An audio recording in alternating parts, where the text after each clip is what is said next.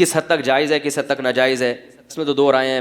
بہت سے علماء، دارالعلوم کرنگی کے علماء کہتے ہیں کہ اگر پوسٹ مارٹم بہت زیادہ میت کو بگاڑ نہ دیا جائے، اتنے محدود پیمانے پر ہو اور اس سے قاتل کا پتہ چلانا ممکن ہو تو پھر جائز ہے. یہ دارالعلوم کرنگی کے علماء کا فتویٰ ہے.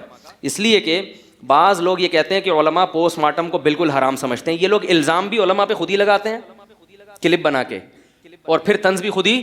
ان کو بیچاروں کو یہ تک نہیں پتا کہ علماء کی اس بارے میں رائے ہے کیا. پوسٹ مارٹم کے ذریعے اگر قاتل کا پتہ چلانا ممکن ہے اور پوسٹ مارٹم میں میت کی ایسی کی تیسی نہیں ہو رہی تو بہت سے علماء اس کی گنجائش دیتے ہیں، لیکن فوری طور پر اسی ٹائم پہ کر لیا جائے. اور میڈیکل سائنس کا علم سیکھنے کے لیے مردوں کی چیر پھاڑ کی علماء اجازت بولو بھائی نہیں. اس لیے کہ کسی کو لوگ کہتے ہیں بھائی جان بچانے کے لیے تو سب کچھ ٹھیک ہے، بندہ بھی مار سکتے ہو اپنی جان بچانے کے لیے.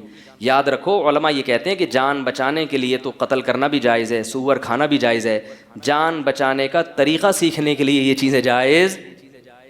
میڈیکل سائنس میں جب ہم علم حاصل کر رہے ہوتے ہیں تو جان بچا نہیں رہے ہوتے، بچانے کے طریقے سیکھ رہے ہوتے ہیں. سیکھنے کے لیے نہیں کہ آپ سور بھی کھا لیں اور کہ بھائی دیکھو اگر میں جنگل میں بھوکا رہ گیا کسی دن تو تھوڑی سی سور کی پریکٹس ہونی چاہیے تاکہ ایک اچانک ہی آ جائے گا تو میں تو سور کھایا نہیں جائے گا. اس کی اجازت تھوڑی ہوگی، ایسے تو دروازہ کھل جائے گا.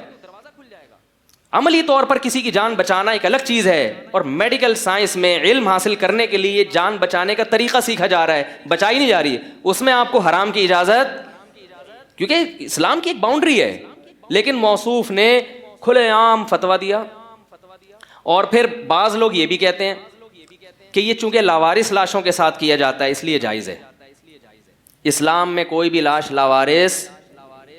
ایک صاحب میرے سے بحث کرنے لگے یہ مولویوں نے دین کو مشکل میں، ہم کیسے ترقی کریں گے اگر ہم مردوں پہ چیر پھاڑ نہیں کریں گے. میں نے کہا انسان کی جو باڈی ہے نا بالکل اس جیسا تو کوئی جانور نہیں ہے، لیکن اس باڈی کے جو مختلف فنکشن ہیں، مختلف پارٹس ہیں، وہ پارٹس آپ کو مختلف جانوروں میں، جیسے نظام ہاضمہ مینڈک کا بالکل انسان جیسا ہے، ٹھیک ہے نا، تو نظام ہاضمہ سمجھنے کے لیے مینڈک کا، یا اور بہت سے جانور ہیں جن کو آپریشن کیا جا سکتا ہے.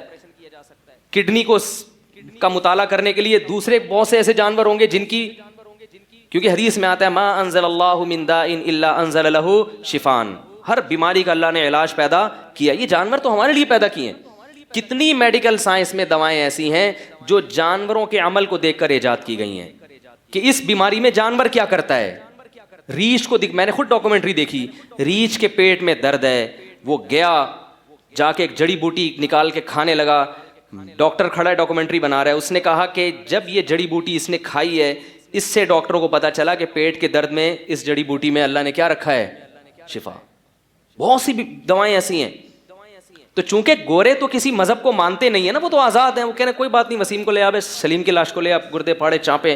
وہ مائیکل جیکسن کو پتہ نہیں کتنے ہفتے اس کا پورا قیمہ بنا کے دفن کیا اس کو، اس کے دماغ کے 4 پیس کیے ہوئے. وہ تو کسی چیز کے پابند نہیں ہیں. ہمیں تو میت کی بھی تعظیم کا حکم ہے، اور جب جانوروں سے یہ کام ہو سکتا ہے تو میت کو کیوں بھیٹ چڑھاؤ. اور پھر بھی اگر آپ کہتے ہیں کہ میت کو بھیٹ چڑھا سکتے ہیں، پھر آپ اپنی والدہ کا جنازہ جا کے ہسپتال میں پیش کریں، کیونکہ لاوارث لاشیں اسلام میں لاوارث. اگر کوئی بوڑھا مرتا ہے اس کی کوئی اولاد نہیں ہے تو جو بھی اس لاش کو دیکھے گا شریعت میں وہی اس کے بیٹے کا قائم مقام، وہ اس کو ایسے عزت احترام کے ساتھ دفن کرے گا جیسے یہ اس کا باپ ہے. اسلام میں لاوارث لاش کوئی بھی نہیں ہوتی، سب قابل احترام ہے. کافر لاش کے احترام کا حکم ہے، مسلمان کو کیسے آپ وہ کر سکتے ہیں. تو جو بھی یہ بات کرے نا ڈاکٹر صاحب، اس پہ بقراتیاں اور افلاطونیاں پیش کرے، نہیں ایکچولی ہمیں میڈیکل سائنس میں ایکچولی مسلمان پیچھے رہ جائیں گے، تو ان سے کہیں ٹھیک ہے آپ اپنے ابا کو چیر پھاڑ کے لیے جیسے ہی ابا کا انتقال ہو فوراً ہاسپٹل بھجوا دیں، اور چھری چانپے چاپڑ لے کے کیا ہو جائیں، ابا کے پیس بنائیں، لٹکائیں، جیسے قصائیوں نے گوشت کو لٹکایا ہوا تھا، یہ پھیپڑے ہیں ابا کے، ان کو سمجھو پھیپڑے کیسے ہوتے ہیں. جیسے آپ کے لیے میں نے کہا نا کہ آپ اپنی ماں کی لاش دیں، ایک دم آپ جوش میں آ جاؤ گے. تو یاد رکھو کوئی بھی عورت دنیا سے جاتی ہے وہ بھی کسی کی ماں ہے، اگر نہیں ہے تو وہ سب کی ماں ہے، وہ سب کی بہن ہے، وہ سب کی بیٹی ہے. میں سمجھا پا رہا ہوں اپنی بات. اس لیے جو نئی فلمیں مارکیٹ میں آ رہی ہیں میرے بھائی، یہ ان کے پاس دلیل بھی. ایک صاحب نے یہ بھی دلیل دی کہ قرآن تو قصاص کی ترغیب دیتا ہے، وَلَكُمْ فِي الْقِصَاصِ حَيَاةٌ يَا أُولِي الْأَلْبَابِ. جان بچانے کے لیے اسلام جب اس کی اجازت دے رہا ہے کہ دوسرے کی گردن اڑا دو, تو جان بچانے کے لیے میت کی چیر پھاڑ کی اجازت کیوں نہیں ہوگی؟ پہلی بات تو یہ کہ اسلام نے اس کی وہ کہہ رہے ہیں اس کی ترغیب دے رہا ہے کہ گردن اڑا دو. اسلام نے قصاص کی ترغیب بولو بھائی نہیں دیا. لوگ آیت نمبر دیکھتے ہیں کہ بھائی آیت نمبر زبردست. اسلام میں اصل یہ ہے کہ معاف کیا جائے, قاتل سے قصاص نہ لیا جائے. تبھی جہاں یہ آتا ہے نا تمہارے لیے قصاص میں حیات ہے, یہ تو اس لیے اللہ نے فرمایا کہ نظام یہ ہونا چاہیے کہ اجازت ہونی چاہیے قتل کی, ترغیب اس کی ہے کہ معاف کر دو. فمن عفی لہ من اخیہ شیء فاتباع بالمعروف واداء الیہ باحسان. فرمایا جس قاتل کو مقتول کے ورثہ کی طرف سے معاف کر دیا جائے تو دیت لینے میں احسان سے کام لو.